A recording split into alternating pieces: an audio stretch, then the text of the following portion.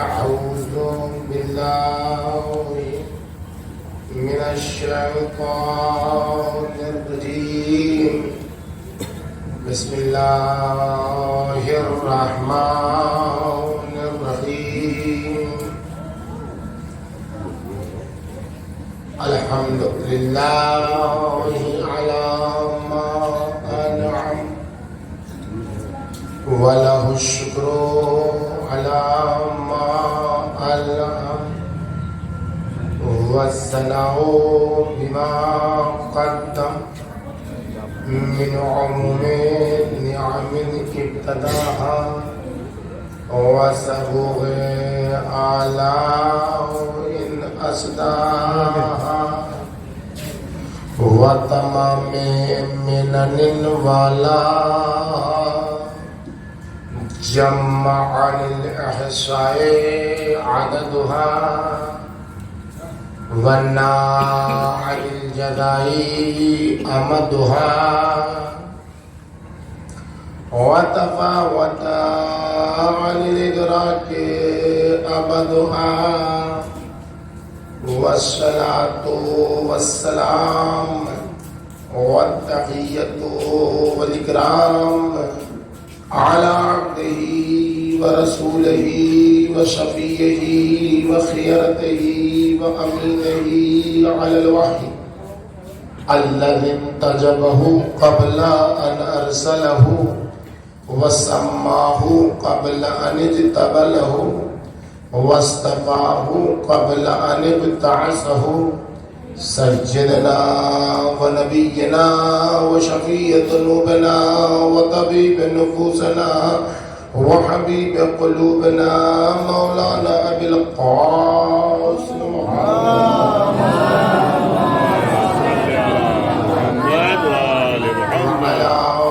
بنته وبضعته وشجنته وروحه التي بين جنبيه التي يقال في السماء النورية السماوية الحانية الراضية المرضية المجتهدة المغتهدة مقهورة حقها مغصوبة إرثها مردودة ظلؤها فاطمة الزهراء سلام الله عليها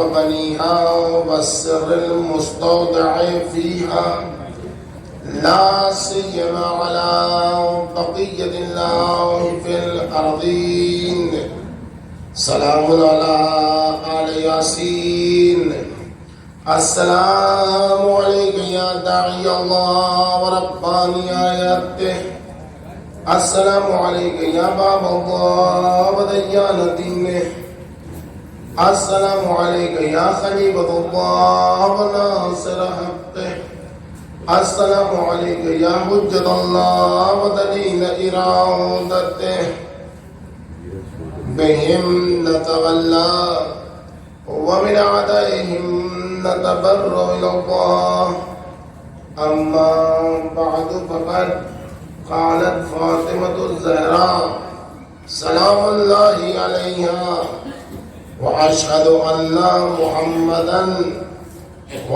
أن أبي محمدا عبده ورسوله اختاره وانتجبه قبل أن أرسله وسماه قبل أن اجتبله واصطفاه قبل أن ابتعثه إذ الخلائق بالغيب مكنونة بستر الأهاويل مسؤونة وبنهاية الأدم مقرونا صلوات رجيب الله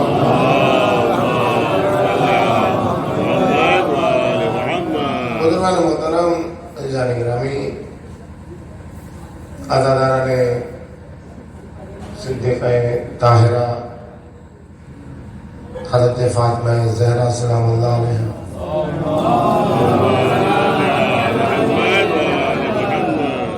ایام عزائے فاطمیہ ایک تحریک ہے، ظلم کے خلاف ایک تحریک ہے، مظلوم کی حمایت میں ایک تحریک ہے، اور اس تحریک کی اساس و بنیاد یہ مجلسیں ہیں۔ اس مجلس کی بنیاد پر ہمیں تحریک فاطمی کی عمارت کو فروغ دینا ہے، تب جا کر ان مجلسوں کے ذریعے سے کوئی اثر ہمیں دکھائی دے۔ اگر ہم نے ان مجلسوں سے بنیادی طور پر کوئی اثر نہیں دیا اور مجلس کر کے ہم نے یہ سمجھ لیا کہ ہم نے حق تحریک ادا کر دیا یا حق عزاداری ادا کر دیا یا حق احتجاج ادا کر دیا یا ایک مظلومہ کی مظلومیت کو دنیا کے سامنے عام کر دیا، تو یہ ہماری خام خیالی ہے۔ اس مجلس کو بنیاد بنانا ہے، محور بنانا ہے فاطمی تحریک کے فروغ کے لیے۔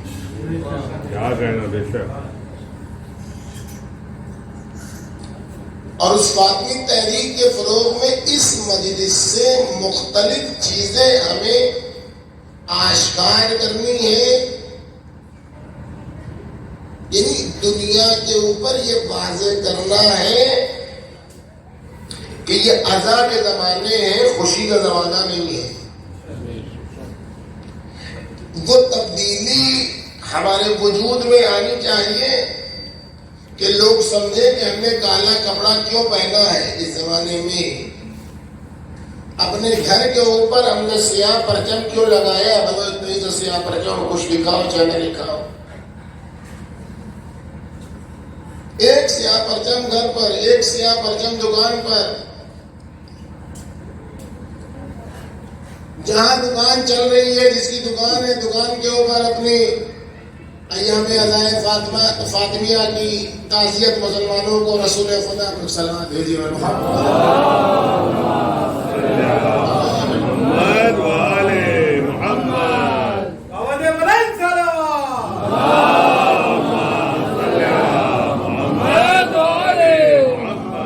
جو بھی ہم یہ ظاہر کر سکیں کہ ہم دوسرے کے ذہن میں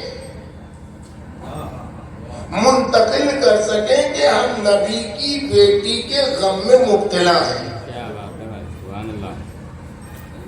ہمیں کائنات میں رسول اکرم سے زیادہ کسی سے محبت ہے ہی نہیں، یہ دنیا تک پہنچ جائے گا۔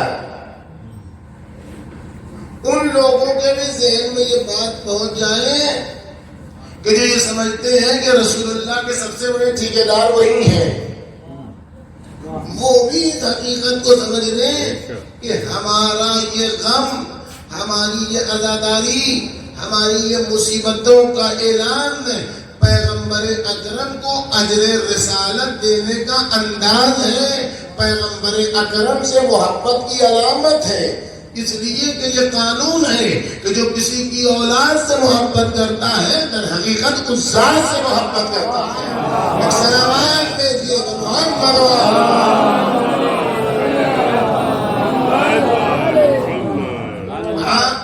آپ مجھ سے محبت کا دم بھرتے رہیے، میرے سامنے مظافر پیش کرتے رہیے، میرے سامنے کھانے پیش کرتے رہیے، اور میرا بیٹا ہے تو اسے تماچے مارتے رہیے، تو ہم کتنا ہی مجھ پر صدقے قربان ہو جائیے، لیکن ہم یہی کہیں گے کہ آپ کو مجھ سے محبت نہیں ہے، اس لیے کہ جب ذات سے محبت ہوتی ہے تو اس کے اثرات سے بھی محبت ہوتی ہے۔ اگر نبی سے محبت ہے تو فاطمہ زہرا سے بھی محبت کا اعلان کرنا ہوگا، اور فاطمہ کو قتل کرنے والوں پر لعنت ہی ملتی ہوگی۔ ایک سلامات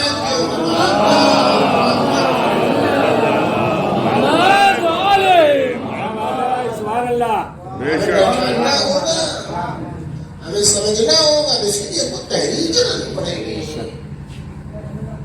اس کے لیے ہم کو قربانی دینی پڑے گی. اگر ہم کسی دکان میں بیٹھے ہوئے ہیں تو دکان میں ایسا ماحول فراہم کرنا ہوگا کہ آنے والا آئے تو ہماری عزاداری کو دیکھے. ہم دنیا کے سامنے مجلس ادا کے ذریعے سے وہ پیغامات پہنچائیں کہ جس سے پیغمبر اکرم کی نگاہ میں بھی صدیقہ طاہرہ کی جلوہ نمائی ہو اور صدیقہ طاہرہ کی نگاہ میں بھی پیغمبر اکرم کی عظمت معلوم ہو. سال گزشتہ کی جو مجلس میں نے آپ کے سامنے پڑھی تھی اس میں یہ پیش کیا تھا کہ رسول اکرم نے جناب صدیقہ کے سلسلے میں کیا کہا اور اس میں اس بات کو نتیجے میں پہنچایا تھا کہ اگر کوئی مسلمان ہے تو اس کو صدیقہ طاہرہ کی شہادت پر عزاداری کرنا اس کا نسب العین ہونا چاہیے.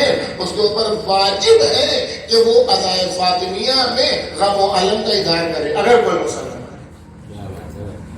اس بارے میں پڑھ چکا ہوں, ثابت کر چکا ہوں. قرآن و اہل بیت کی منطق سے نہیں واضح کیا تھا, قرآن و سنت کی منطق سے واضح کیا تھا. اس کا جو بات پیش کرنی ہے حالات حاضرہ کے پیش نظر وہ یہ ہے کہ رسول خدا کی حقیقی معرفت اگر ملے گی تو وہ جناب سیدہ کی سیرت میں ملے گی. اگر کسی کو حقیقی طور پر مصطفیٰ کو پہچاننا ہے تو پیغمبر کیا ہے, پیغمبر کی عظمت کیا ہے,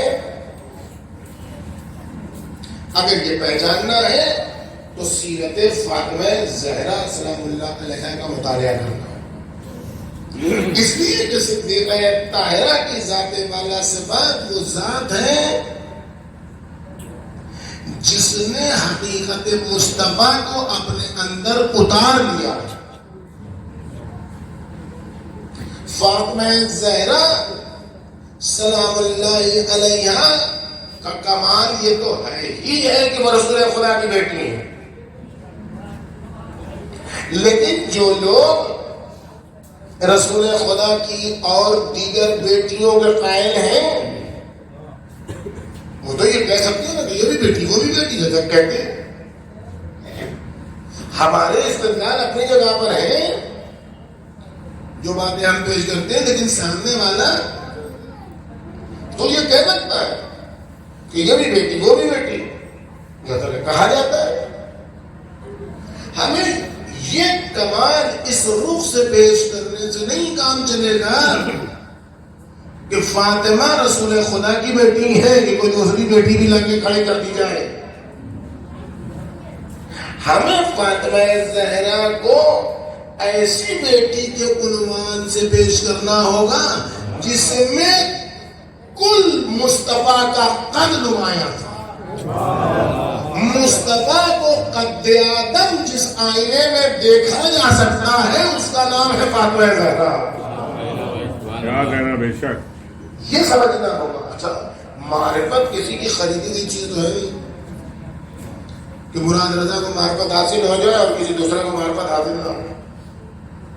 یہ جملہ بزرگ علماء کا بھی, لیکن ایک ہندو ادیب ڈاکٹر دھرمیندر ناتھ گوپی ناتھ آمن کے بیٹے یہ جملہ جب ہم نے 2014 میں سیمینار کیا تھا ان سے انٹرویو دیا تو یہ جملہ ان کا ہے کہ فاطمہ اس لیے فاطمہ نہیں ہے کہ رسول اللہ کی بیٹی ہے کہ وہ دوسرا کہتے کہ اور بھی بیٹیاں تھیں. فاطمہ کی عظمت ذاتی عظمت ہے. فاطمہ زہرا کی آدھار کارڈ والی عظمت نہیں ہے. فاطمہ زہرا سلام اللہ علیہا کی عظمت بایو ڈاٹا کی عظمت نہیں ہے کہ ان کی بیوی ہے, ان کی بیٹی ہے. یہ عظمت ہے اپنی جگہ پر, لیکن اس عظمت سے ماورا جو فاطمہ کی عظمت ہے وہ یہ ہے کہ جو کچھ مصطفیٰ میں تھا اس کو فاطمہ نے اپنے اندر اتار لیا. جو کچھ پیغمبر اکرم میں تھا وہ فاطمہ نے اپنے وجود کا حصہ بنا دیا. یوں ہی کھیل تماشے میں تھوڑی کہہ دیا رسول اللہ نے بزتم منی. تم منی کھیل تماشے میں نہیں کہا ہے, بیٹی کی محبت میں نہیں کہا ہے.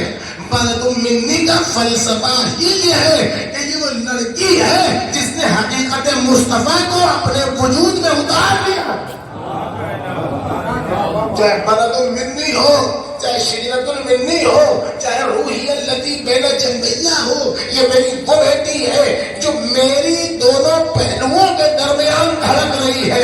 یعنی جو کچھ مصطفیٰ لے کے آئے تھے اگر اس کو جسم و جسمانیات کے پیکر میں دیکھنا ہے تو فاطمہ زہرا کو دیکھتے چلے جاؤ, مصطفیٰ خود بخود سمجھتے چلے جائیں گے. سلامات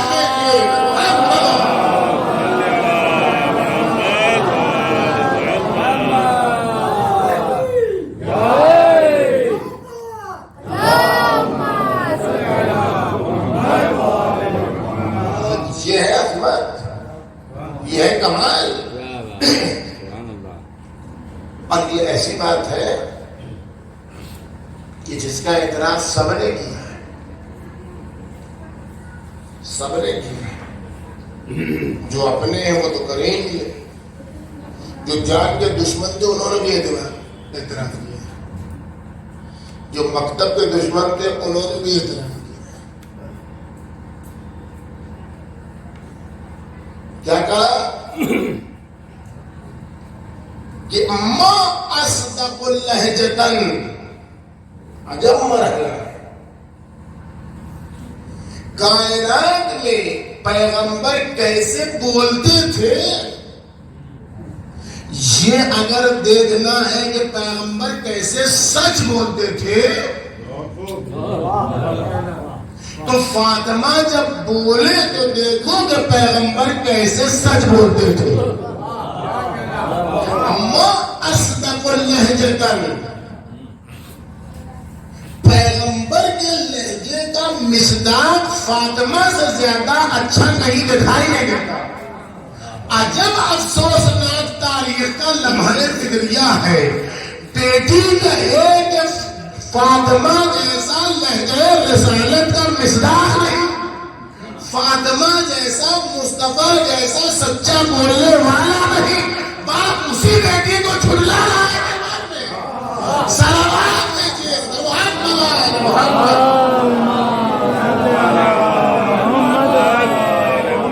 بیٹی کہہ رہی ہے کہ باپ کی طرح سچی. اب باپ بھرے دربار میں بیٹی کی تقریر کے سامنے بیٹی کو جھٹلا رہا ہے ایک جھوٹی حدیث کے ذریعے سے. اس کو اعتبار کریں کہ اس کو اعتبار کریں. صلوات کیجیے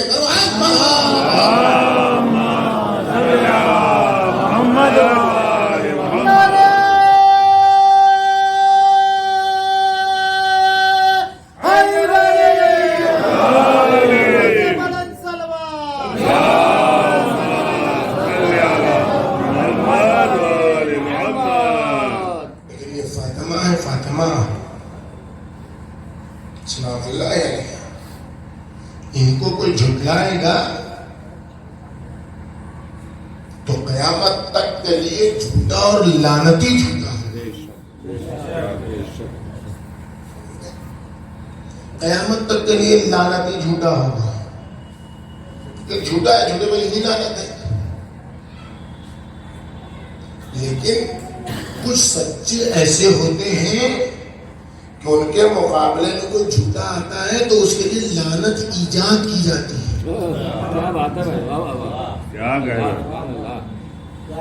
لعنت جائز کی جاتی ہے. فاطمہ زہرا اور فاطمہ زہرا کے قبیلے کے جو افراد ہیں, حسن و حسین علی مرتضیٰ علیہ السلام, یہ ایسے سچے ہیں کہ ان کے مقابلے میں کوئی آتا ہے تو فقط وہ جھوٹا نہیں رہتا ہے. ایسے صدیق ہیں, ایسے سچے ہیں کہ ان کے مقابلے میں کوئی آتا ہے تو اللہ اس کے لیے لعنت جعل کرتا ہے. اللہ اس کے لیے لعنت ایجاد کرتا ہے. آپ نے کبھی غور کیا تھا کہ کوئی بھی ان کو تجربہ ہے مقدمے کا، ہر بار پیشی میں جاتے ہیں قائم کر پوچھیے جو بھی مقدمے میں جاتا ہے کوئی اپنی دلیل کبھی کمزور کرتا ہے. کوئی بھی مقدمہ لڑنے والا اپنی دلیل کبھی کمزور کرتا ہے. کبھی کوئی کسی کے پاس پیسہ روپیہ ہو تو کوئی گواہ بالکل لچر لے کے آتا ہے قانونی طور پر، جس کی گواہی میں ذرا سا کوئی مشکل ہو آتا ہے کوئی. اب ہم آپ سے سوال کرتے ہیں، کسی بھی مسئلے کی گواہی میں، چاہے اسلام کا قانون ہو چاہے دنیا کا آج کا قانون، 2 گواہ چاہیے ہوتے ہیں. 2 گواہ مرد یا 4 گواہ عورتیں. ٹھیک ہے، یہی تو ہے. اگر آپ ایک مرد لے آئیے، 2 بچے لے آئیے، ایک عورت لے آئیے، گواہی مانتا ہے؟ کوئی گواہی مانتا ہے؟ کسی مقدمے میں جائیے گا یہ گواہی قبول ہو جائے گی؟ آپ بولیے. آپ کو یہ قانون معلوم ہے؟ صدیقہ طاہرہ کو یہ قانون معلوم نہیں تھا؟ اچھی خاصی فلک کی گواہی میں امیر المومنین کو لائی تھی، اس کے بعد سلمان کو لاتی، ابو ذر کو لاتی، یہ حسن و حسین کو لے کے آ گئی ننھے ننھے بچے. تو آپ تو موقع دے رہی ہیں خصم کو، مخالف کو، کہ وہ آپ کی گواہی کو رد کر دے. اور اس وقت میں ایمن کو لے آئی، عورت، ایک عورت کی گواہی کہاں قبول ہے؟ جو آپ موقع زبان دے رہی ہیں آپ مقدمہ اپنا کمزور کرنے کے لیے بی بی.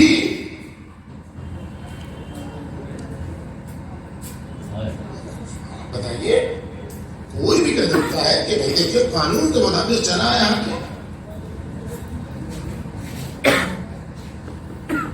حاکم شریعت اسلامی کا قانون ہے، بینہ چاہیے، یعنی 2 عادل گواہ جو بالغ ہو، عاقل ہو، فلاح ہو، کسی جو بھی. یہ تو چھوٹے چھوٹے بچے تھے.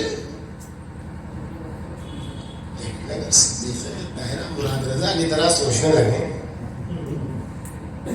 تو پھر وہ صدیقہ طاہرہ نہیں ہے. صدیقہ طاہرہ کو وہ کرنا ہے کہ جس کے سامنے خدا جب کسی کو فتنے میں ڈالتا ہے نا، آزمائش میں ڈالتا ہے نا، اللہ جب کسی کے ساتھ فیلا کرتا ہے نا، تو جدھر سے بھی آپ جائیے نا ادھر سے پھنسیے گا. کچھ کر دیجیے. یہ بچہ ایسے بیٹھا ہوا ہے، آپ دیکھیے کتنے اچھے سے بیٹھا ہوا، اس کو ہم کہتے ہیں بیٹا تم ادھر دیکھ، ادھر پیٹھ میں کرو. تو اب یہ کیا کرے گا؟ یہ کہے کہ ابا نے کہا کہ ادھر کرے گا پیٹھ، ادھر پیٹھ کر کے اتنے لوگ کے پیچھے ہو تم ہو، تب بھی گھبرائے. ادھر کیا منہ تو پھر گھبرایا. یہ اب یہ برباد ہو گیا، اب یہ ختم ہو گیا. اب یہ جدھر بھی گھومے گا کوئی نہ کوئی خرابی ہوگی. یہ جہاں بیٹھا تھا یہی بیٹھا رہتا تو یہی اس کے لیے عافیت تھی. اصل ہے نا، خدا ایسے کرتا ہے. یہ جہاں تھا اپنی اوقات میں رہتا تو وہ شاید کچھ مل جاتا، منافقت چھپی رہ جاتی. لیکن جب یہ آ گیا ٹکراؤ میں تو واللہ خیر الماکرین ہے. اب یہ آ گیا صدیقہ کے مقابلے میں. دیکھنے میں گواہی لگے گی کمزور، لیکن گواہی کا جو نتیجہ ہوگا صدیقہ کے سامنے دو مسئلہ تھا. ایک مسئلہ تھا قرآن کا انکار, ایک مسئلہ تھا جھوٹی حدیث پر اصرار. صدیقہ کو دو جواب دینا تھا. ان معاشر الانبیاء لا نرث ولا نورث اور نورث, ہم نہ میراث پاتے ہیں نہ میراث چھوڑتے ہیں. تو یہ کہ ہم میراث چھوڑتے نہیں, یہ کہاں سے ثابت ہو؟ قرآن سے ثابت ہوگا. انبیاء نے ایک دوسرے کو اپنا وارث بنایا. داؤد نے سلیمان کو وارث بنایا. قرآن نے یہ کہا ہے لڑکا لڑکی ہو تو کیا میراث ہوگی, صرف لڑکا ہو تو کیا کیا, خود محفظہ ہاتھ میں ہمارے, آپ اٹھا کر دیکھ لیجیے. یہ کیوں بتایا؟ اس کے لیے بتایا کہ پتا چل جائے کہ انبیاء ایک دوسرے کو وارث بناتے ہیں. یہ دلیل و برہان حدیث کہیں کام نہیں آئے گی, اس لیے کہ قرآن کے سامنے آئی ہے ٹکرا کے ختم ہو جائے گی. لیکن یہ تو ثابت ہو گیا کہ انبیاء وارث بناتے ہیں. لیکن یہ کیسے ثابت ہو کہ انبیاء وارث بھی بنتے ہیں؟ کیوں فضل کو لے کے نہیں گئی؟ کیوں ام سلمہ ام المومنین کو لے کے نہیں گئی؟ یہ سب تو صدیقہ طاہرہ کی نگاہ میں معتبر تھی. ام ایمن کون ہے؟ ام ایمن جناب عبداللہ کی کنیز ہے, جو میراث میں پیغمبر اکرم کو ملی ہے. اب آپ سمجھیں صدیقہ طاہرہ کس کو گواہ میں لے کے جا رہی ہیں؟ قرآن کی آیتوں سے ثابت کر رہی ہیں کہ انبیاء میراث چھوڑتے ہیں. ام ایمن کو گواہ بنا کے لے جا رہی ہے کہ اگر انبیاء میراث پاتے نہیں ہیں تو عبداللہ سے ام ایمن کو کیسے میراث میں شامل کریں گے؟ ایک سلامات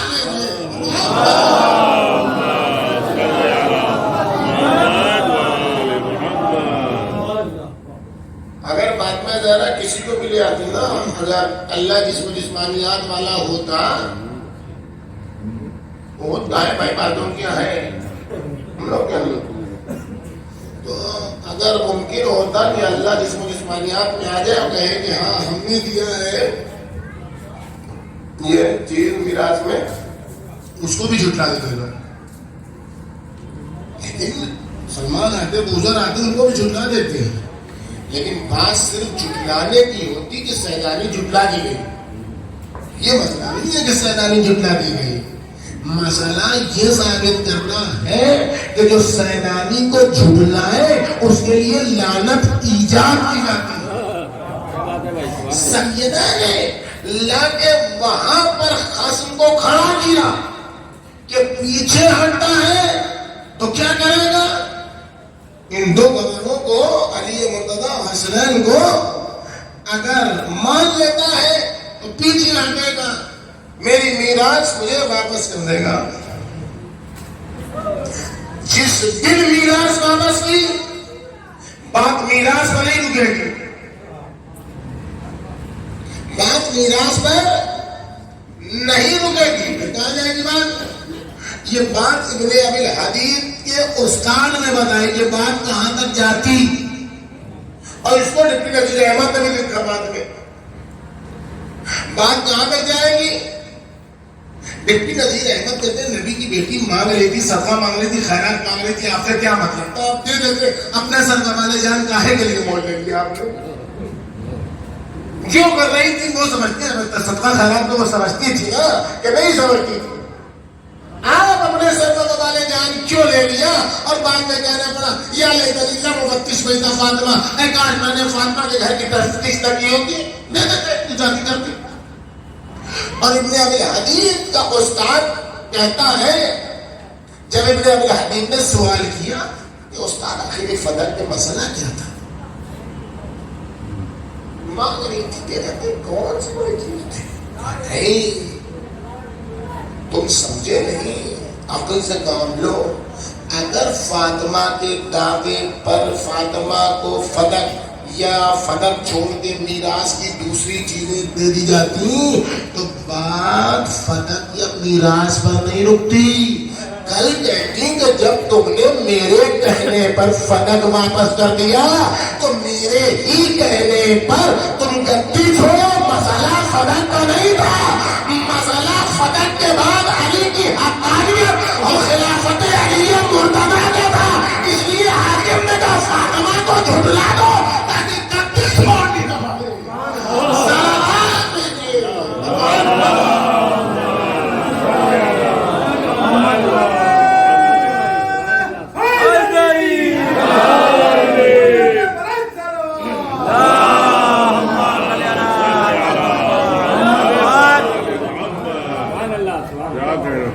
اگر یہ کر دیتا تو پھر بینیوں حرام ہو جاتا، تو آخر میں ہو ہی گیا. اچھا یہ نہیں کرے گا تو جھٹلائے گا، جھٹلائے گا تو فقط مسئلہ جھٹلانے کا نہ رہے. صدیقہ طاہرہ ہیں، یہ ایسے گواہوں کو لائیں گی کہ جو فقط اپنی سچائی نہیں منواتے ہیں کہ ہمیں سچے، بلکہ جو ان کے مقابلے میں آتا ہے اس کو جھوٹے کے ساتھ ساتھ لعنت بھی ایجاد کرواتے ہیں. بنص مباہلہ میں کیا ہوا؟ زمخشری اور دیگر مفسرین کو اٹھا کر دیکھیے کہ مباہلہ رسول اللہ سے تھا تو رسول اللہ خود چلے جاتے، خود سچے نہیں تھے کیا رسول اللہ؟ جب سچے تو خود چلے جاتے ہیں. اتنے چہیتے لوگوں کو، افلاز کبد کو، یہ جو میوہائے دل ہے رسول خدا کے، ان کو لانے کی کیا ضرورت تھی؟ اس لیے کہ معاملہ یہاں فقط آتے ہیں اعلان کرنے کا نہیں تھا، معاملہ یہاں نابودی کا تھا، معاملہ یہاں جڑ سے نابود ہونے کا تھا. محققین کہتے ہیں کہ پیغمبر ان ذوات مقدسہ کو اپنے ساتھ لے کر ہی اس لیے آئے تھے تاکہ اپنی نبوت کے یقین و ایقان کو ثابت کر سکے. اور اللہ کا شکر منائیے کہ دوسروں کو لے کر کتنا چاہتے ہیں پیغمبر تمام لوگوں کو. کتنی محبت ہے پیغمبر کو انسانیت سے. پیغمبر کنہی کو لے کے آ رہے، بقیہ کو نہیں لے کے آ رہے. زبردستی جو ڈال دیتے ہیں سمجھتے نہیں ہیں فلسفہ کیا تھا پیغمبر کا. سب کی جان بچانی پیغمبر نے نہ لاتے، اس لیے کہ وہاں فقط سچوں کی بات نہیں تھی، وہاں بات یہ تھی جو کبھی جھوٹ نہ بولا ہو. اور جو جھوٹ بولتا وہ برباد ہوتا، وہ نابود ہوتا. جو غلط عقیدے پر تھا وہ نابھاگان مصطفیٰ جمع خفیر لے کے جاتے تو نہ معلوم کتنوں کا کیا سے کیا ہو جاتا. اور یہ ہم نہیں کہہ رہے ہیں کہ آپ کہیں جذبات میں. یہ اسقف نے سمجھا، یہ اسقف نجران سب سے بڑا ہائی لیول کا جو تھا، اس نے کہا کہ خبردار مباہلہ نہیں کرو گے، مباہلہ تو ابھی ایسی آگ ایجاد ہوگی، ابھی ایسی آگ ایجاد ہوگی اس میدان میں کہ تم تو جھلس ہی جاؤ گے. قیامت تک پھر کوئی بھی نصرانی بچے گا نہیں. یہ محبت میں تھوڑی چہرے کی نورانیت جو ہے اس سے مروب ہو کے تھوڑی اپنی نسل کی حفاظت کے لیے مباہلہ نہیں کیا ہے. پیغمبر اکرم نے فرمایا اس ذیل میں کہ اگر آ جاتے مباہلے کے لیے تو یہیں پر یہ سب کے سب مسخ ہوتے، 3 دن کے بعد مر جاتے اور پوری دنیا سے عیسائیت نابود ہو جاتی. یہ مباہلہ نہ کر کے آج تک محفوظ رہے ہیں عیسائی. اب آپ سمجھے صدیقہ طاہرہ کس وجود کا نام ہے، کس حقیقت مصطفیٰ کا نام ہے. سلمان आओ बीबी, अबू ज़र को ले आओ बीबी, मिक़दाद को ले आओ बीबी, कभी नहीं लाऊंगी। लाऊंगी हसन हुसैन को कि जैसे ही झुठलाएगा फकत झूठा नहीं रहेगा, क़यामत तक के लिए लानत ही होगा। सलावत लीजिए।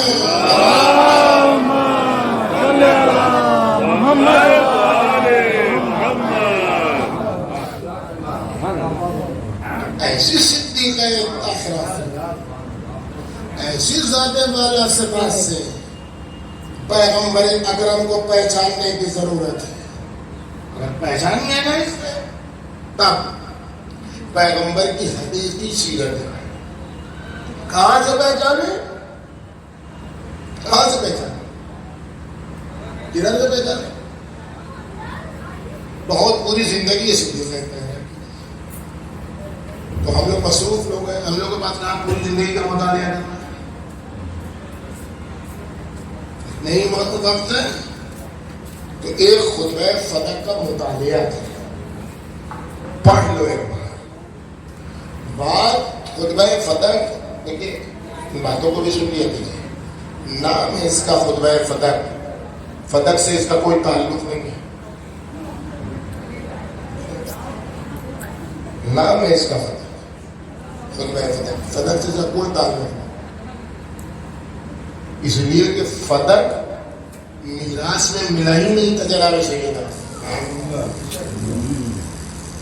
हम शियाओं के कह रहे हैं फतह मीरास नहीं थी। उम्मे ऐमन जब आई हैं गवाही देने के लिए, तो उम्मे ऐमन ने अच्छा मीरास किसे कहते हैं?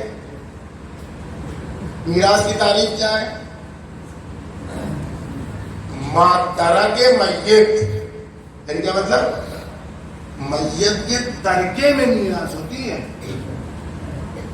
मेरे अब्बा हमको जिंदगी में तमाम भाइयों को किसी को कुछ न दे, पूरा घर हमको लिख दे, मरदुल मौत ना हो, बिल्कुल आम जिंदगी हो, उसमें लिख दे, और लिखने के बाद 1 साल के बाद मर जाए। कोई किसी के लिए एक कौड़ी ना लिख के जाए मेरे अब्बा, सब मेरे मुझको लिख दे, मरदुल मौत में नहीं। नहीं, किसी भी वारिस को इख्तियार नहीं है कि लड़े झगड़े क्या हम वारिस है, हमें भी दोस्त। जिंदगी में इंसान जो चाहे अपना माल जिसके नाम लिख दे, किसी को कोई इख्तियार नहीं है। अपने तमाम बच्चों को नाम लिख के सबको वक्फ कर दे, अपने तमाम बच्चों को नाम लिख के किसी दोस्त को दे दे। फतह तरका नहीं है, फतह नेहला है, यानी जो जिंदगी में रसूल खुदा ने अदा किया है और जिस पर सिद्दीक़ ताहिरा का तसल्लुत था। ये माइक मेरा है, तुम्हारा है माइक, मेरा है, लेकिन ये भी गड़बड़ा गया। ये मेरा माइक है, हम लेके जाएंगे क्योंकि हमने इसको पकड़ लिया है। अभी मेरा माइक है, अभी तक नहीं सुन रहा है। मस्जिद पढ़ते रहिए, हम देखते हैं कैसे ले जाते हैं। उतरिए आप, हम बताते हैं फिर आपको क्यों ये सोच रहा है। इसलिए कि ये लेके आया, क्या बात, इसलिए कि इसके कब्जे में है। इसको कहते हैं अरबी में कायदे यद, यद अलामत है तसल्लुत की। इसके पास था, क्यों नहीं तुम्हारे घर से लेके आए ना? हम देखिए तरह ये घर से लेके आए, सब जानते हैं इसके कब्जे में था, तभी तो फोन करके बुलाया इसको, ले जाके कहा इसको ये माइक मेरे पास है, लेकिन इसकी मशीन पर कब्जा उसका है। तसल्लुत में इसके यद इसका है, यद अलामत है तसल्लुत। यद यानी जहां पर तसल्लुत, तो तुम उसके बाद बैठे हुए हो, हम खाली बोल रहे हैं। ये अलामत है इस बात की, अलामत होती है इस बात की कि ये मालिक है। यद अला तसल्लुत, यद अलामत होती है कि ये इसका मालिक है। फिदक ऐसी चीज नहीं थी जो कहीं पड़ा हुआ था, फातिमा गई थी मांगने के लिए। फिदक रसूलुल्लाह ने अपनी जिंदगी में दिया था। वहां से फिदा के मजदूर काम करते थे, वहां से साजो सामान आया करते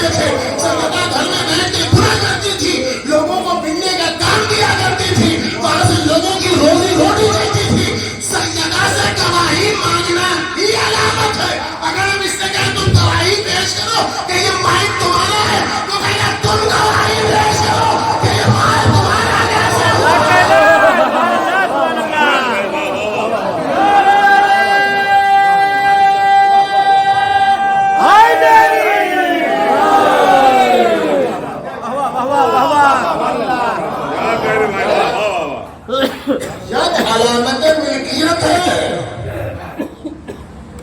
اب جھوٹی گواہی دے کے آپ جو مالک نہ ہو آپ مالک بنا دیجئے، وہ الگ سی بات ہے. جیسے بابری مسجد کو بنا دیا گیا، آپ بنا دیجئے، وہ الگ سی بات ہے. لیکن یہ سب جو سیکھا گیا وہی سے سیکھا گیا ہے. صلوات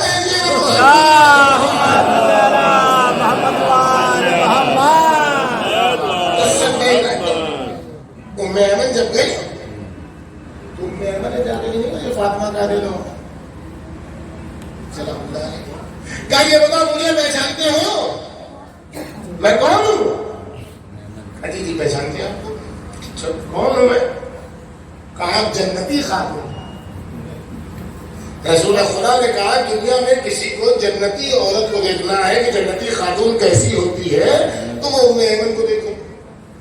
یہ سنا ہے تم نے؟ ہاں سنا. تو یہ بتاؤ کہ جنتی خاتون جھوٹ بول سکتی ہے؟ فاطمہ کے گھر میں تربیت ہے. کیا بات ہے. آغوش میں مصطفیٰ کو پالا ہے اس نے. یہ بتاؤ جنتی خاتون جھوٹ بولتی ہے؟ نہیں، جنتی خاتون جھوٹ نہیں بول سکتی. تو اب نہیں بول سکتی؟ یقین ہے. کہا تو آپ نے گواہی دیتی ہوں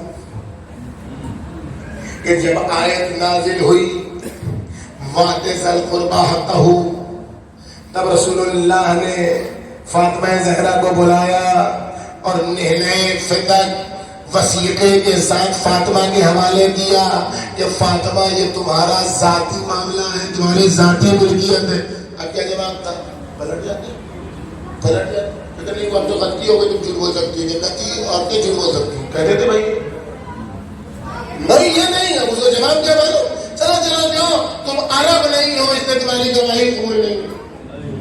ہمارے گھٹنا پوٹے گا یہ کوئی گواہی کیا؟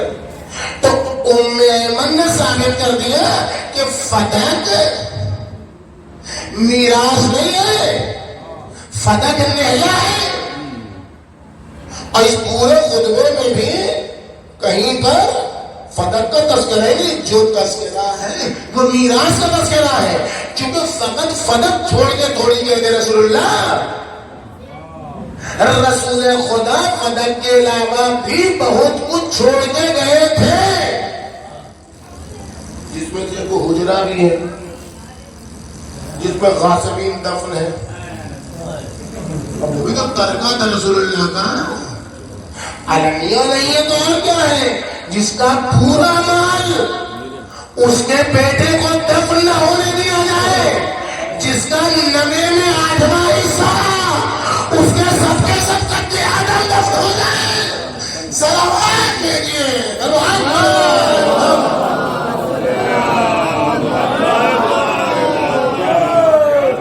آٹھویں میں 9واں حصہ میں نے نہیں کہا، یہ ابن عباس نے کہا ہے. لگے 90 من السن، اولاد ہونے پر بیوی کا ترکہ کہ میراث کتنی ہے؟ 8واں حصہ. ایک بیوی ہے تو 8ویں میں سے اس کو 8واں حصہ مل جائے گا. اور 2 بیوی ہے تو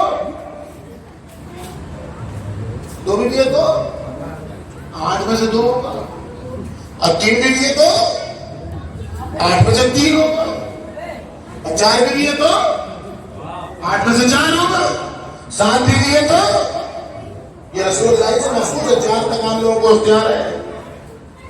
تو جتنی بیویاں بڑھتی جائیں گی عورت اولاد کی صورت میں اسی 8ویں میں سے تقسیم ہوگا. اب 8ویں میں سے 9واں حصہ جوڑیے گا تو ایک پالش سے زیادہ نہیں ملے گا. لگا کے 2 نور جو ادھر سے بھی اللہ ہے ادھر سے بھی اللہ ہے، ان کو تو قتل آدم جگہ مل جائے. جو مصطفیٰ کا نواسا فاطمہ کا بیٹا حسن مجتبیٰ ہے. صلوات بھیجیے محمد علیہ محمد.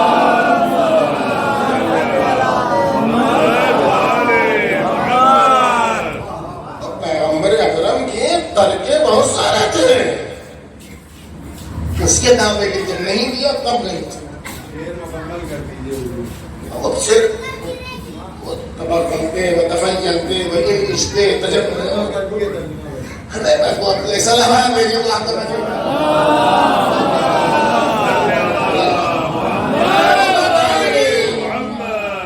نوبت آئے گی تو ایک دن ہاتھی پر بیٹھ کے جاؤ اور انہیں عباس کر رہے ہیں کیوں کہہ رہے ہیں نبی کا نوازا تھا بندہ ہونے پر میراث پر آئے گی فاطمہ جب نہلا نہیں دیا تب آگے یہ خطبہ دیا میراث میراث فاطمہ سے سیکھیے ہم نے یہ سب جو آپ کے سامنے کہا کہ ازاداری محور ہے اس کے اوپر سب کچھ سجانا ہے یہ اپنے دل سے تھوڑی کہہ دیتے ہیں شیعہ اہم جذبات میں بول دیے اور آپ نہ اس مطلب آپ کو اختیار ہے ان سے پوچھنے کا کہ یہ آپ نے کہاں سے کہہ دیا اس دیوار خطبے نے بتایا بات اتنی سٹی میری میراث مجھے دے دو اس کے لیے خطبے کا آخری حصہ ہے جو 10 منٹ کے آس پاس 10 منٹ میں وہ بات ختم ہے 1 گھنٹے سوا گھنٹے کا یہ خطبہ توحید بھی اسی میں ہے نبوت بھی اسی میں ہے عدالت بھی اسی میں ہے امامت بھی اسی میں ہے پورے احکام کا فلسفہ بھی اسی میں یہ اتنا کہاں ہے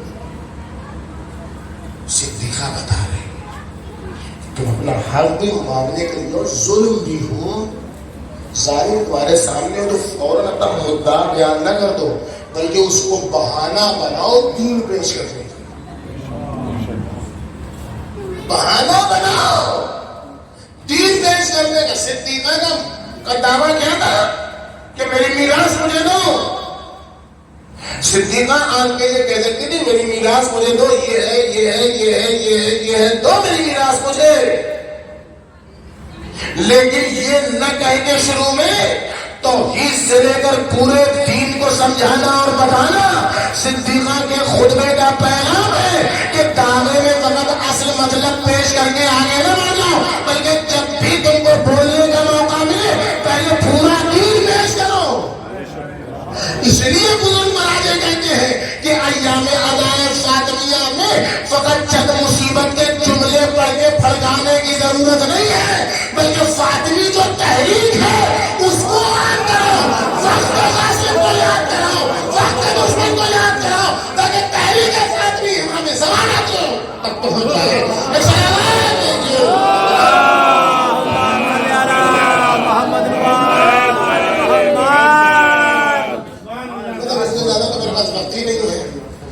سلمان بھیجیے اور محمد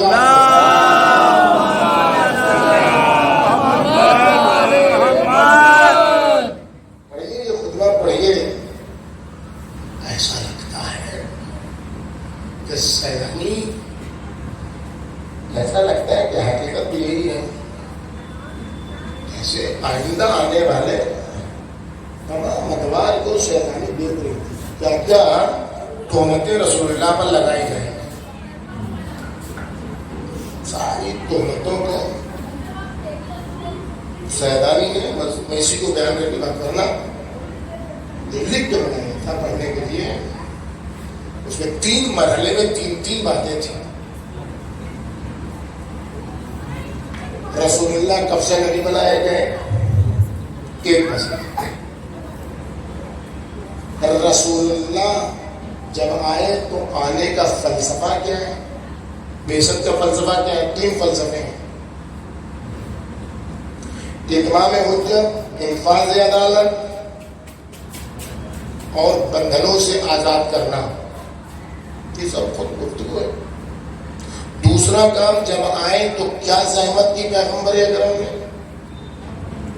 ایجاد محبت قانون کی حاکمیت اخلاق کریمانہ جب یہ 3 زحمتیں کی رسول خدا نے تو اس کا نتیجہ کیا نکلا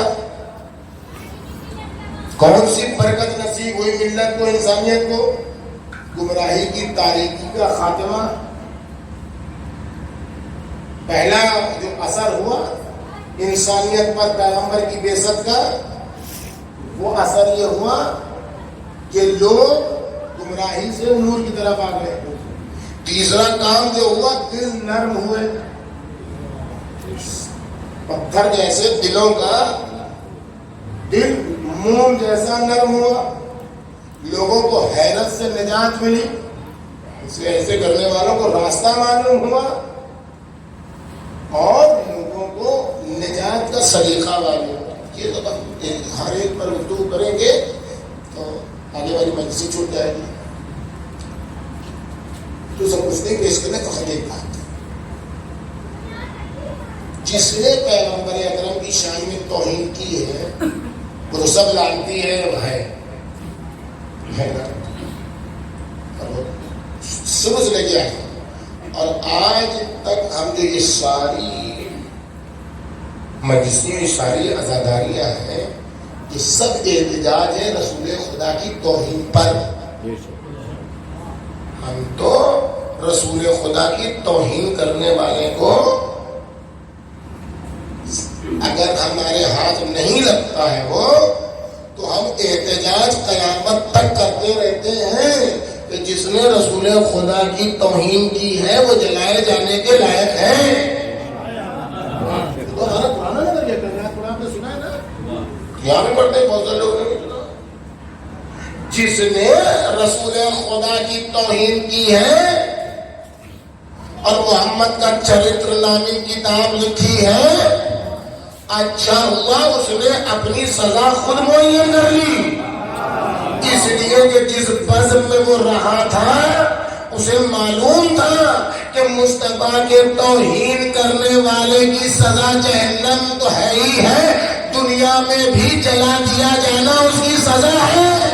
ہم تو ماضی کے لیے توہین کرنے والے کا انتظار کر، جیسے آنے والے بارش زہرا کا انتظار کر رہے ہیں، ویسے یہ توہین کرنے والے کا بھی انتظار کر رہے ہیں کہ کئی دن سے چلا نہیں پائے تھے تو بارش زہرا آئے گا تو رسول کی توہین کرنے والے کو قبر سے نکال کے چلائے گا۔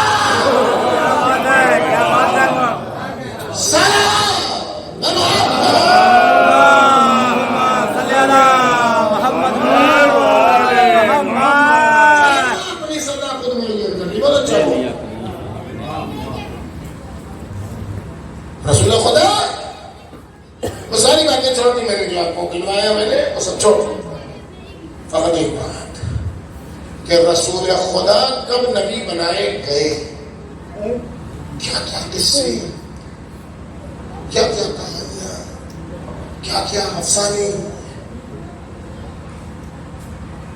اچھا اس بات آپ سمجھیے، بہت اہم بات ہے، خاکہ نگاری کا ایک قانون، ادبیات جو لوگ پڑھتے ہیں خاکہ نگاری، آپ جب کسی کے سلسلے میں بول رہے ہیں یا اس کی بایوگرافی لکھ رہے ہیں تو بولتے ہیں آپ اس کے سلسلے میں، لکھتے ہیں آپ اس کے سلسلے میں، در حقیقت اپنے بارے میں بولتے رہتے ہیں، لکھتے رہتے ہیں۔ جو ماہر ہوگا آپ کی تحریر سے آپ کا مزاج پکڑ لے گا، آپ کی تحریر سے آپ کا شعور پکڑ لے گا۔ یہ جتنے نچوڑ کے مسلمان بنے ہیں ان سب نے پیغمبر کے کلیجے کو نچوڑا ہے،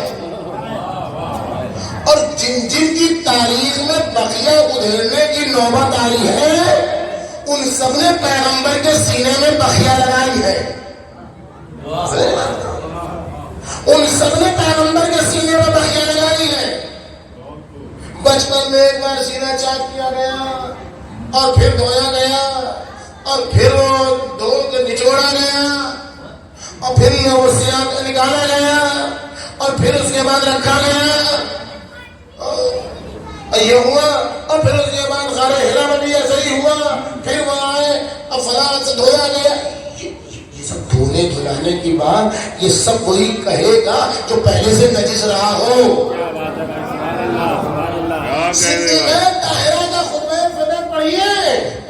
اصلاً یہ سب باتیں ہی ختم ہے کہ 40 سال میں کہ 45 سال میں کہ بچپنے میں کہ جوانی میں۔ اقرا کا مطلب یہ کہ پڑھو، کیا پڑھے جو نہیں تھے، ارے یہ بھی تو عقل تو ہو۔ جب آپ مجھ سے کہیے مولانا پڑھیے اور میرے ہاتھ میں یہ خطبہ تو آپ سے پوچھیں گے کہاں سے پڑھے، کون والا حصہ پڑھے، سیدھا سے پڑھے. اقرا جب کہنے والا کہہ رہا ہے اقرا, تو مصطفیٰ نے اگر پوچھا بھی کہ کیا پڑھے تو کیا پڑھے کا مطلب جو جاہل ہوگا وہ جاہل سمجھے گا, جو صاحب علم ہوگا وہ سمجھے گا. مصطفیٰ اتنا بڑا صاحب علم لدنی تھا کہ جبرائیل سے کروڑ سوال کرنا, جبرائیل کہاں سے پڑھا جائے, ادھر سے پڑھا جائے کہ ادھر سے پڑھا جائے, آواز سے پڑھا جائے کہ انجام سے پڑھا جائے, تو پہلے تو آپ بسم ربک الذی خلق سارا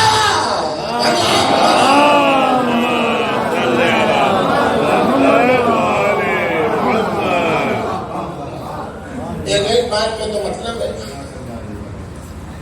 رسول اللہ کب سے نبی ہے, رسول اللہ کب سے مصطفیٰ ہے, رسول اللہ جبلت سے پہلے کے نبی ہے, رسول خدا خلقت سے پہلے کے نبی ہے, رسول خدا بھیجے جانے سے پہلے منتخب روزگار ہے. خلقت اللہ کی خلق کرے گا نا تو اس کو 6 دن چاہیے. اللہ بھی اب وہ کام کا 6 دن ہے وہ جانے. اللہ کو اگر ممبر بنانا ہے اس دنیا میں تو یہ ممبر ایسے نہیں ہوگا آسمان سے اتر کے بن جائے, یہ کبھی نہیں ہوگا. اللہ کو اگر یہ ممبر بنانا ہے اس عالم مادے میں تو ایک آدمی پیدا ہوگا, وہ بڑا ہوگا, اس کے ذہن میں نجاری آئے گی, وہ پڑھائی کی تعلیم حاصل کرے گا, پھر وہ بنائے گا, پھر وہ دکھائے گا, پھر وہ اس کو نقشوں سے درست کرے گا, تب جا کے ایک ممبر بنے گا. اللہ کو اگر منظور ہے کہ یہ عمارت بنے تو ایسا نہیں کہ فالو کر جائے گی عمارت نہیں. ایک انجینئر پیدا ہوگا, پھر اس کا رجحان جائے گا, پھر وہ پڑھے گا, تب جا کے وہ انجینئرنگ پڑھے گا, تب جا کے وہ آرکیٹیکٹ بنے گا, تب جا کے وہ نقشہ کھینچے گا, تب جا کے نقشے پر عمل ہوگا, تب جا کے 1 مہینہ 2 مہینہ سال 2 سال لگے گا, تب جا کے عمارت بنے گی. یہ عالم خلق کی منزل کہ عالم خلق میں خلقت میں وقت لگتا ہے. نطفے سے لے کے وہاں تک پیدا ہونے تک پہلے ہی مرحلے میں 9 مہینے لگتے ہیں. یہ عالم خلقت کا تقاضا ہے, لیکن اسی لیے عالم خلقت میں کبھی کن فیکون نہیں ہوتا ہے. اللہ ہی نہیں کرتا ہے کن فیکون عالم خلقت میں. جو کچھ کن فیکون ہے وہ عالم امر میں ہے, جو خلقت سے پہلے کا. کبھی آپ نے سوچا الرحمن علم القرآن خلق الانسان, جب خلقت تھی نہیں تو کس کو تعلیم دی؟ جب خلقت تھی ہی نہیں, اس کا مطلب یہ ہے کہ خلقت سے پہلے کوئی معاملہ ہے جو عالم امر ہے, جہاں تعلیم دی جاتی ہے وہاں کے مرئے. دیکھیے آپ زیارتیں پڑھیں گے, جناب سیدھا کہ زیارت ہی پڑھا کیجیے, کم سے کم 3 کو پڑھ لیا کیجیے. فقط اور فقط میری نگاہ میں کہیں اس کے علاوہ ملے اور تھوڑا سا اشارہ ہے دعائیں مقبال میں جو بات کی ہے. ایک اور ایک صدیقہ طاہرہ کی زیارت ہے جس میں یہ تذکرہ, باقی کسی کی زیارت میں یہ تذکرہ کیا ہے. مراد رضا نبی کیوں نہیں بنے, کیا کمی ہوگی؟ اللہ نے رسول اللہ کو منتخب کر لیا, وہ بن گئے. مراد رضا کو اللہ چاہتا تو منتخب کر لیا, کیا کچھ کیا ہے نا, ہوتا ہے نا. یہ زیارتیں صدیقہ طاہرہ بتائیں کہ آپ کی اوقات نہیں ہے کیا, اپنے قد میں نہیں, کیوں؟ اس لیے آپ کو آزمایا جا چکا ہے. یا ممتحنۃ امتحنک اللہ قبل ان یخلقک فوجدک صابرا. اے وہ ذات جس کا امتحان یہ امتحان کروانے بعد دیا جاتا ہے نہیں, وہ مرحلہ ہے یا ممتحنۃ, اے امتحان لی جانے والی ذات. امتحانک اللہ, آپ کا امتحان اللہ ولی کعب جب آغوش خدیجہ میں تھی, جب نہیں قبل ان یخلقک, قبل اس کے کہ عالم خلقت میں آپ آئے، اس وقت آپ کا امتحان لیا گیا اور امتحان میں نمبر کتنا ملا؟ فوجدک صابرا، اور اس میں آپ کو 70% انعام ملا، آپ کو صابرا پایا گیا۔ تب اس عالم خلقت میں رسول نے کہا بغض منی شجرۃ منی روحی التي بین جنبیہا، صلوات دیجیے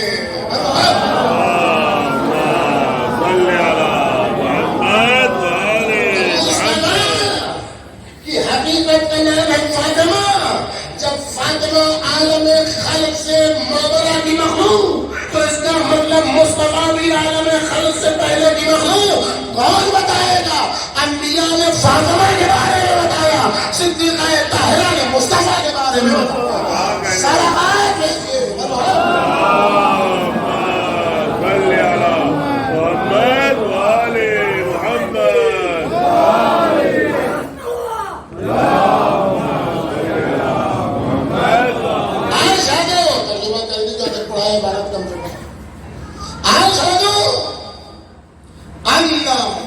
ابھی محمد صلی اللہ علیہ وسلم،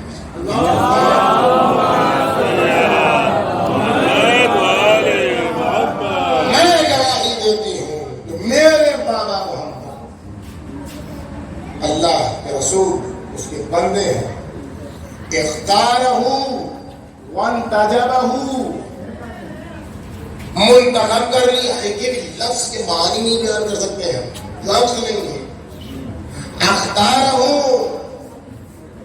چن لیا، وانتجبہ مجتبہ، مجتبہ بولتے ہیں نا حسن مجتبہ، اسی سے انتجبہ، وانتجبہ چن لیا۔ کب چنا؟ قبل ان ارسلہ، رسول بنا کے بھیجنے سے پہلے جو مجتبہ ہے اسے کہتے ہیں محمد، نہیں یہ بنانا۔ وَسَمَّاهُ قَبْلَ أَنِ اجْتَبَلَهُ، جبلت یعنی فطرت، جبلت یعنی فطرت، مصطفیٰ کی جبلت بنانے سے پہلے مہر رسالت جس پر سخت کی گئی ہے اسے کہتے ہیں محمد ابن عبداللہ۔ سَمَّاهُ قَبْلَ أَنِ اجْتَبَلَهُ وَاسْتَفَاهُ قَبْلَ أَنِ ابْتَعَثَهُ، مبعوث پر رسالت کرنے سے پہلے مصطفیٰ بنا دیا گیا ہے۔ تاریخ کے گلیانوں میں اگر مصطفیٰ کو تلاش کرو گے، اگر جھوٹے مورخ سے مصطفیٰ کو تلاش کرو گے، اگر زرخرید قلم سے مصطفیٰ کو تلاش کرو گے، اگر زرخرید غلاموں کی خریدی ہوئی روشنائی سے مصطفیٰ کو تلاش کرو گے تو نجاست ملے گی، خباثت ملے گی، نچوڑنا ملے گا۔ 40 سال کے بعد رسول ملے گا۔ فاطمہ سے مصطفیٰ کو سیکھو، عالم خلق سے پہلے جو مصطفیٰ تھا، جو مجتبیٰ تھا، جو منتخب تھا، اسے کہتے ہیں محمد بن عبداللہ۔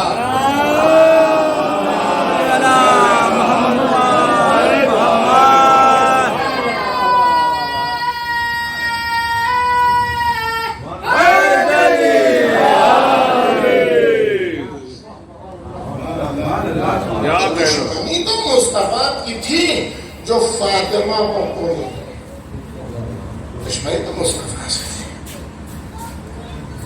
دشمنی تو پیغمبر اکرم سے تھی۔ اس دشمنی کو یہ کہہ دیتا کہ ہم مصطفیٰ کو ڈھانے آئے ہیں تو سب تو ٹوٹ پڑتے ہیں، اس لیے مصطفیٰ کے نام پر قتل کرو۔ اگر آنے والا کہتا فاطمہ مصطفیٰ کے دشمن تمہیں مارنے آئے ہیں تب تو دوڑا لیتی پبلک، کہہ رہے ایسا ہوگا مصطفیٰ کا شہرائی بن کے مصطفیٰ کا کیا کہہ کے آتا ہے؟ اے نبی کی بیٹی اور بڑی محترم میں کیا کہنا ہے، لیکن اسلام کی حفاظت کے لیے آپ کا گھر جلانا ضروری ہے۔ یہ کہہ کے آیا ہے کہ اسلام کی حفاظت کے لیے آپ کا گھر جلانا ہے۔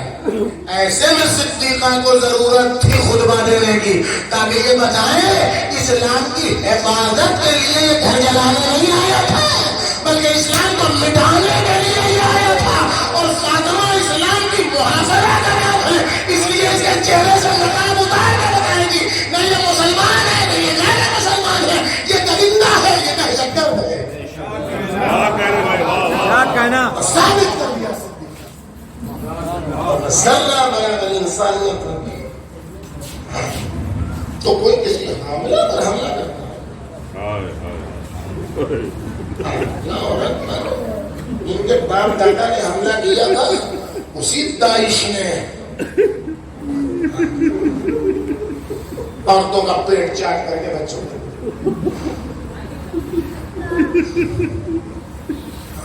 فاطمہ بالائے ظلم دنیا ہم سے کہتی ہے کہ کیوں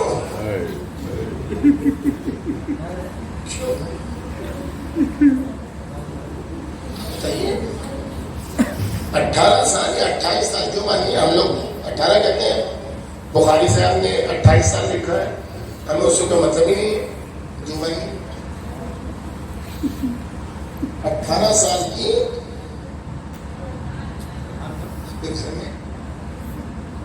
شادی شدہ بلکہ 18 سال میں تو شادی نہیں ہو رہی آج کل، 18 سال اور 28 سال کی کوئی عورت اپنے شوہر سے اپنا چہرہ چھپاتی ہے،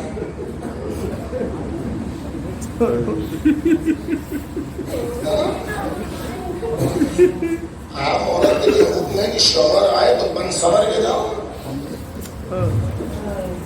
اور فاطمہ سلام اللہ علیہ وہ فاطمہ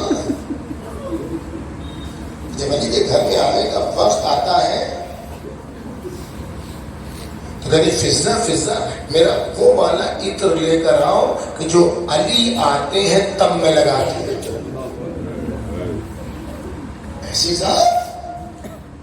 ایسی ذات کہ جو اپنے شوہر کے لیے اس طریقے سے خود کو آراستہ کرتی ہو،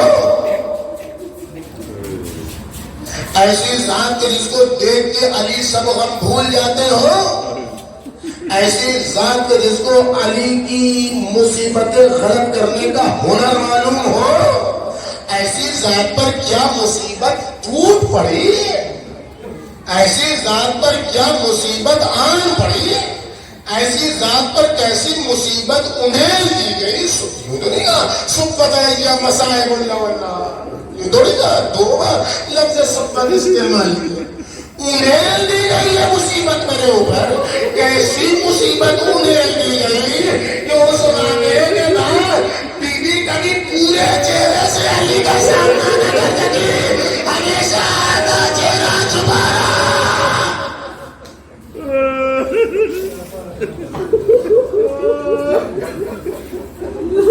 یہ سلام نہیں رہے کیا ہوا فاطمہ نے سلام نہیں رہے، اس کو چھوٹا دبئی کہا جاتا ہے، یہاں دو تھوڑی بہت عربی جانتے ہیں، دیکھیے عرب جب جوس نکالتا ہے کسی چیز کا، عربی ممالک میں چلے جائیے تو اس کو لکھتا ہے عصیر، عصیر یعنی جوس کی دکان، جوس کیسے نکلتا ہے جب نچوڑ دیا جاتا ہے، عربی میں نچوڑنے کو کیا کہتے ہیں عصیر، اثر، اسی لیے بنا یعنی آخری وقت ہوتا ہے، دن کا پورا نچوڑ ہوتا ہے۔ اب میں کچھ نہیں کہتا کیا گزری ہے سیدانی کے اوپر، میں کچھ نہیں جانتا، میں تمہیں بتایا دیتا ہوں تاریخ کا جملہ، ہاں ایک دو لوگوں نہیں، ایک چند قذاق اور لٹوروں نے آگے فاطمہ کو نچوڑ دیا، پہلے دروں دیوار پیٹ دی گئی،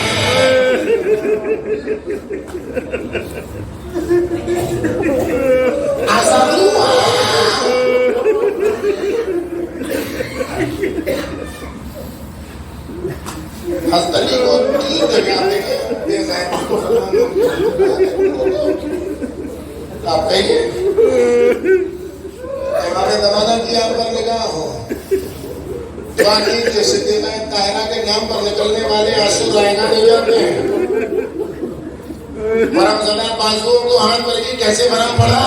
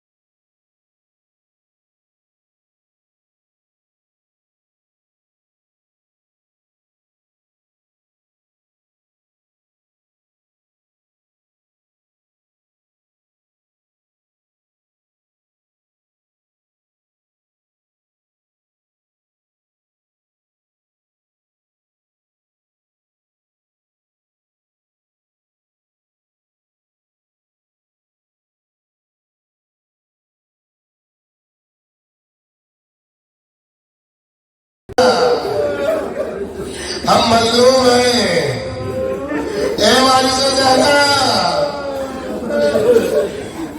ہم پر تہمتیں ہیں۔ اس وبا کے دور میں ہم دل کھول کے آزاداری نہیں کر پا رہے ہیں۔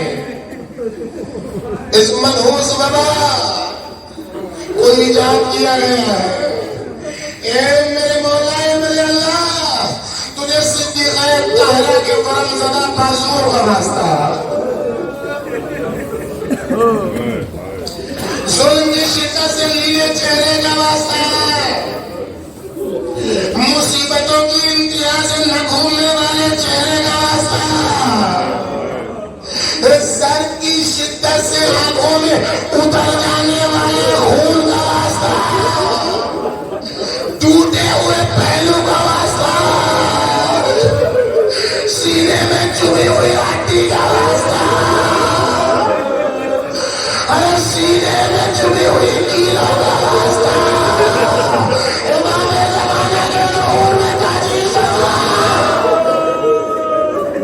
امام زمانہ کے ظہور میں تاجیل فرما، امام زمانہ کے ظہور میں تاجیل فرما، ہم گنہگاروں کو ان کے ناصروں میں شمار فرما، اس منحوس وبا سے عزاداروں کو نجات عطا فرما، آزرین کے مرحومین و مرحومات کو آج کی شب صدیقہ طاہرہ کا خلوص مہمان قرار دے۔